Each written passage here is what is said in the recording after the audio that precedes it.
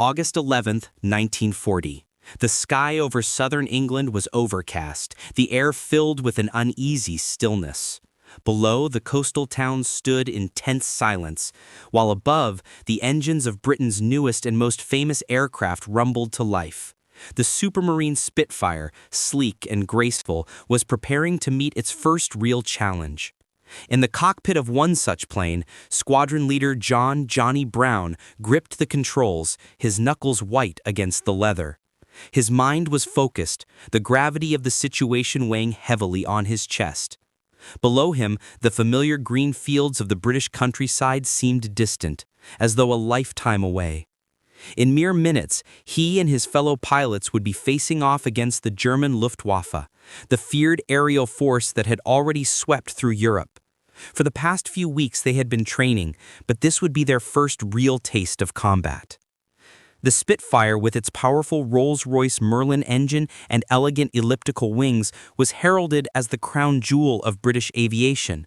However, doubts lingered in the minds of many pilots, especially those who had already flown combat sorties in the older, less capable Hawker Hurricanes. Would the Spitfire live up to its reputation? Could it stand toe-to-toe with the Luftwaffe's best? Squadron leader Brown had heard the talk in the briefing room. There were whispers among some of the more experienced pilots. The Spitfire's speed and maneuverability were touted as its strengths, but would that be enough against the massed ranks of the Luftwaffe?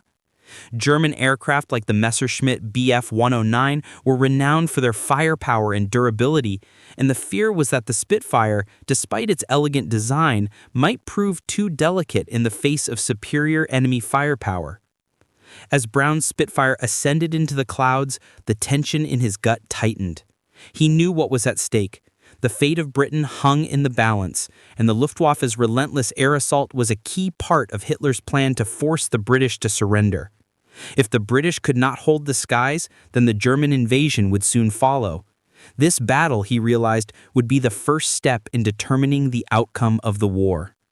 The Spitfire's engine roared as it broke through the cloud layer, and there, in the distance, they saw the ominous shapes. German bombers, escorted by the sleek Bf 109 fighters, cutting through the sky like predators stalking their prey. Squadron leader Brown's heart raced. The moment had arrived.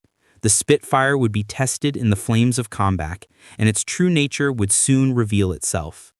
As they closed in on the enemy, Brown's eyes were locked on the horizon, but a small voice in the back of his mind couldn't help but ask, would the Spitfire prove to be the weapon they so desperately needed?